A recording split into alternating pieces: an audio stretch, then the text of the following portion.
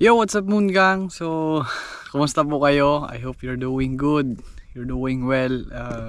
So for today's video Moon Gang, i-share ko po sa inyo. Bali motivation lang po to sa mga taong andyan sa Pilipinas na nagbabalak makapunta dito sa Hungary, Europe, or makapag-abroad kahit saan.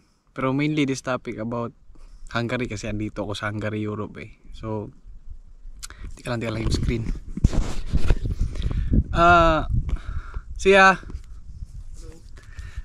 So yung share ko na topic Moon Gang, may mga followers na ako dito sa Facebook, sa YouTube na nagko-comment lang dati na kasi may topic ako dati na paano makapunta sa Hungary, Europe. Paano ipasa ang initial interview, final interview, and ay gumawa ko ng video na yon.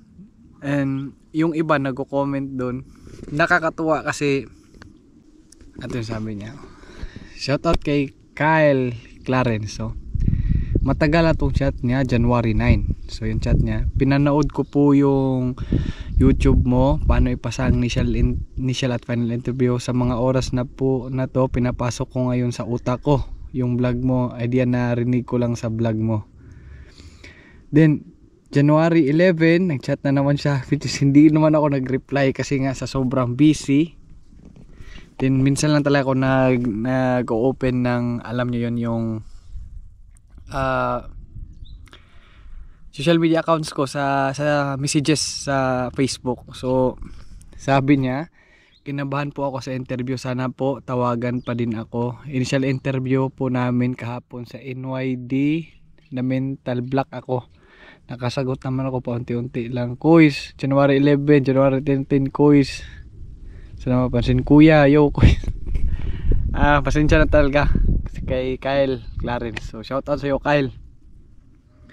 Then, alam nyo ba si Kyle Clarence na nanonood lang dati ng video ko? Kasi yung videos ko wala namang special sa video ko. Yung natural video lang, nagbi-video lang, ganun. Then, yun nga, binigyan ko sila ng tips. Alam nyo ba si Kyle ngayon, nanonood ng video ko, andito siya ngayon sa Hungary, Europe. Then nagko-comment siya. Then, matatandaan ko yan lagi kasi nagko-comment yan eh. Alam nyo, like ako as content creator, simpleng content creator, hindi naman ako matalino. Yung pagtagalog ko nga, butal-butal. Minsan, nami-mental block ako. Hindi ko alam kung ano nga yung Tagalog ng ganito. Ano nga yung ganon talaga ako magkuan. Kasi nahirapan man ako magtagalog eh. Mahirap man talaga magtagalog eh. Pero sa akin talaga nakaka-proud. Nakaka-proud yung, alam niyo, yung simpleng video mo na may mga na-inspire kang tao din. Ngayon andito na sa Hungary, Europe. Then ngayon, ito lang yung parang tandaan nyo sa mga taong nagbabalak mag-apply papunta dito sa Hungary, Europe. Guys, Moon Gang, like for example, kung mag-try kayo ng mag-apply, yung strategy nyo yan, like magsasubmit kayo ng maraming resume sa mga agency na hiring for Hungary, Europe. So mag-kuan kayo niyan, mag-submit kayo, din mag-antay kayo. I think it's like 15 days yung maximum. Pag lumagpas na ng 15 days, wag na kayong mag-expect. Pero minsan din may iba umaabot ng 1 month. Kasi dati nag-apply ako sa Peridot. Parang napansin nila yung resume ko. 1 month pa tumawag, pero natanggap na ako sa Samsung noon. Then yun nga yung technique doon. Then about naman sa apply na talaga, apply. Ako dati kasi like pag-a-apply ko dati, alam nyo ba, dalawang apply ako bago natanggap. Then hindi talaga ako sumuko kasi yung parang naging motivation ko dati, kasi tinatanong ko yung iba eh, kung taga saan sila. Ang lalayo ng lugar, may taga Zamboanga, ang lalayo, taga Cavite, basta malalayong lugar. Bumabiyahe pa ng 8 hours or 9 hours para makapunta sa Malate, Manila. Kasi sa Malate, Manila, doon yung maraming agency. Doon yung maraming emergency. So, naging motivation ko sila. Parang, grabe no. Parang pumunta lang sa dito para mag-apply. Ayun yun. Kasi pag ang abroad kasi, di naman yung tipong pag mag-abroad ka, pag maka-abroad ka na, yayaman ka na. Hindi ganun. Kasi ako nga, andito na ako sa abroad. Di naman ako mayaman. Di naman ako mayaman eh. Hindi pa nga tapos yung bahay na, hindi pa nga, wala pa talaga, wala pang tawag nitong, wala pang ipon eh. To tell you honestly, wala pa akong ipon. Then, parang, may mental block ako, nakalimutan yung sabihin ko eh. Tagal ko rin kasi hindi nag-vlog. Or bobo lang talaga ako. So yun Munggang. Pag like for example, pag ma-text na kayo, so punta kayo ng agency. Then, exam kayo. Then huwag kayong kakabahan sa exam kasi tutulungan naman kayo ng mga agency na makapasa.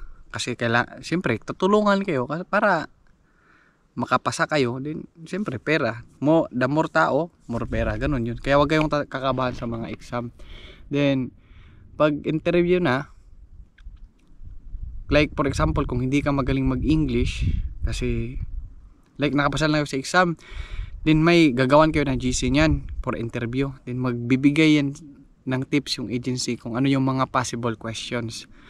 So yung possible questions, kung hindi ka magaling mag-English, gawin mo, isulat mo yan sa papel. Sulat mo sa papel. Then, why do you want to work in Hungary? Mga ganyang tanong. Why did you choose to Hungary?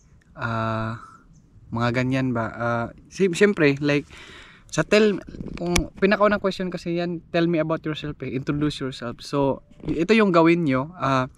Pag introduce yourself, so, like for example, my name is Edmond A. Chavez. I graduated at Agro-Industrial Foundation College of the Philippines with a degree Bachelor of Science in Marine Transportation. And, para, kung introduction nyo pa lang, dapat bongga na. Like, nag-apply kayo ng call center, baka ng pangmalakasan na talaga ba. Then, after you introduce yourself, diretso na kayo sa, ingay talaga oh. Diretso na kayo sa ingay. Dati sa Pilipinas, aeroplano yun, ano ba yun, nagko-construct.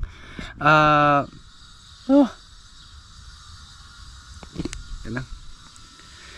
Tapos doon, nakalimutan ko na yung topic. So, pagkatapos introduce yourself, to my name, then ito yung gawin nyo, my previous work experience. I'll give you an example. Example lang to. And my previous work experience, my first job was, I started working at Laguna, at Toshiba, and my work there, pasensya na ako sa English ko my work there is, I was a machine operator, and my job, sabihin nyo kung ano yung job description no. My job was, I was operating this kind of machine, yung pangalan ng machine, then ano yung products nyo, yun lang, ganun lang ha. Then my second previous work experience, and I worked before at this kind of factory, and job description, and pagkatapos nyan, na-share mo na yung dalawang experience or tatlong experience nyo, then sabihin nyo naman na and I hope that I hope that I will be given a chance to be part of your company. Yung parang ganun ba, parang may ending kayo, and that's it, ganun lang. Then tatanungin kayo na why do you want to work in Hungary? Kasi siyempre pasikat ka. Kasi pasikat ka naman eh. Di, joke lang. Sabihin nyo na I want to work in Hungary because I want to try the food there, and I want to, because I heard, I do a lot of research in Hungary. Hungary is one of the safest country in Europe. Ganon.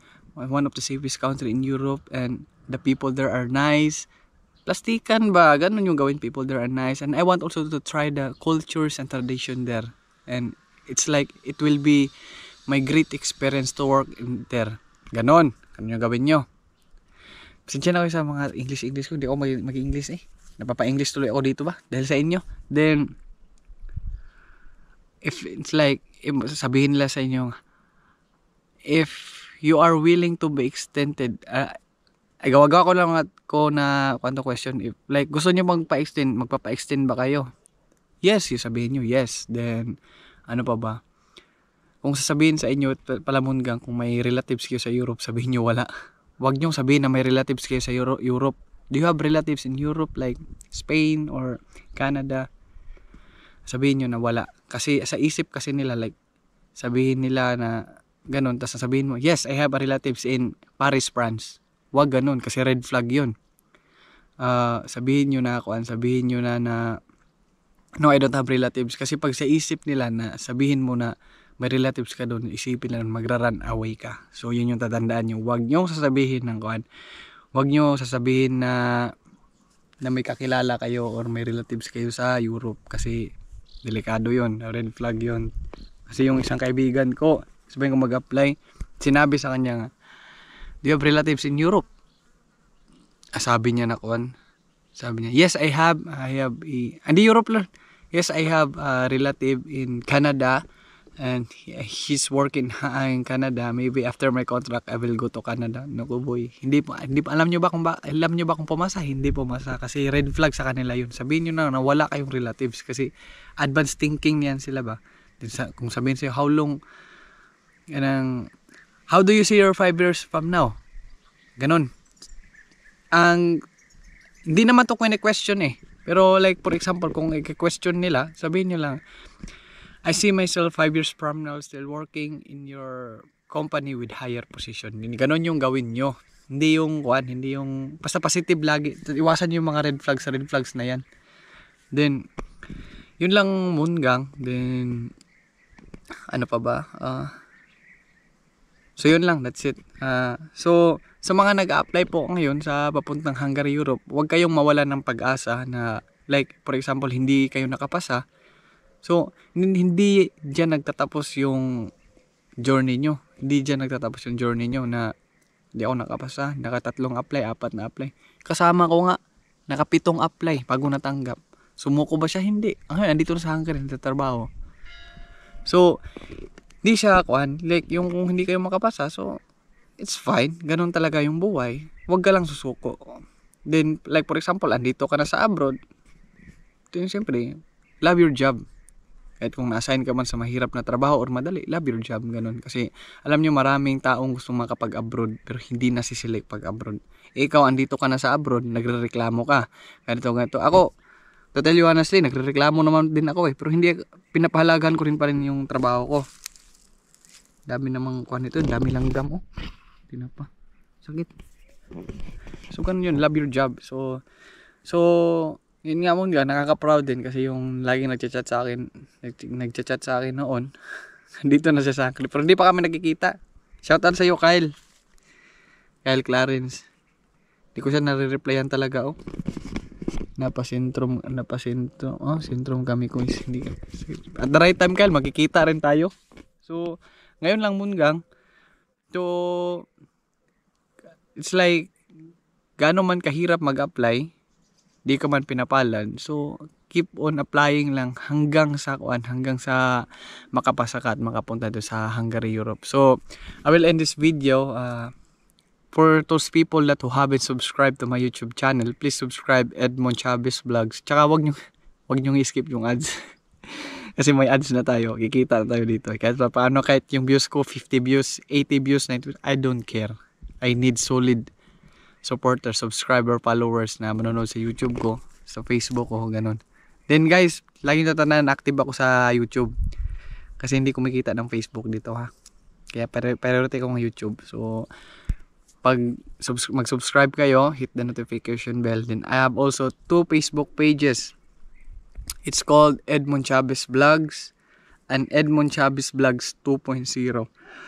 TikTok, Edmond Chavez Vlogs, and Instagram, Edmond Chavez Vlogs. Then follow nyo ako guys. Then Munggang, follow nyo ako. Then sa mga nag-a-apply po, wag kayong mawala ng pag-asa. Makakapasa at makakapasa ka rin at the right time. So thank you for watching and have a nice day and God bless. Bye.